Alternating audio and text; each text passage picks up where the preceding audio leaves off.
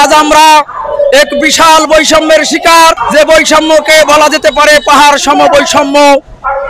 যে বৈষম্য বাংলাদেশের কোন সেক্টরে, বাংলাদেশের কোন অধিদপ্তরে আছে বলে আমার জানা নেই।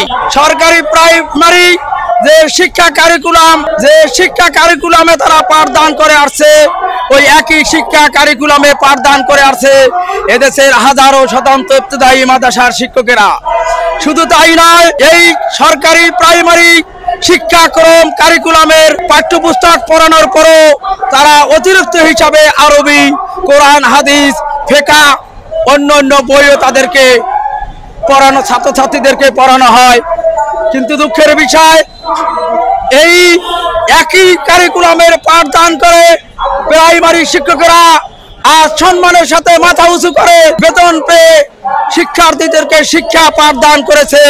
কিন্তু আজকের বৈষম্যের শিকার হচ্ছে স্বতন্ত্র ইবতেদায়ী মাদ্রাসার শিক্ষকেরা। আমি আজকে এই প্রেস ক্লাবে জাতীয় শিক্ষক সমাবেশের মাধ্যমে গোটা দেশবাসী ও এদেশের গণতান্ত্রিক পর্যায়ে নির্বাচিত, অনির্বাচিত এবং বাংলাদেশের সরকারের পরিচালনায় যারা আছেন, যারা দায়িত্বে নিয়োজিত আছেন, বিশেষ করে শিক্ষা সচিব, শিক্ষা উপদেষ্টা, প্রধান উপদেষ্টা সহ এদেশে যারা দেশ পরিচালনা করছেন, তাদের বিবেকের কাছে আমরা এই স্বতন্ত্র ইবতেদায়ী মাদ্রাসার শিক্ষকরা প্রশ্ন রাখতে চাই, কেন এই বৈষম্য?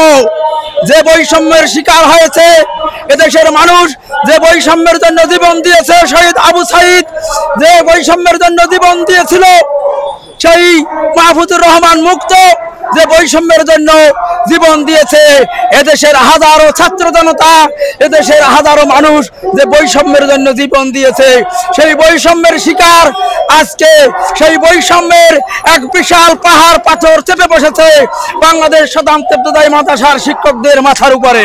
আমি শিক্ষকদের পক্ষ থেকে শিক্ষা উপদেষ্টা, শিক্ষা সচিব সহ প্রধান উপদেষ্টার কাছে এই বিনীত অনুরোধ করছি, যাতে করে এই বৈষম্যকে দূর করে একটি বৈষম্যহীন বাংলাদেশ গড়ার জন্য প্রাইমারি শিক্ষকদের ন্যায় জাতীয় বেতন স্কেলের মতো ইবতেদায়ী শিক্ষকদেরকেও যেন বেতন দেওয়া হয়।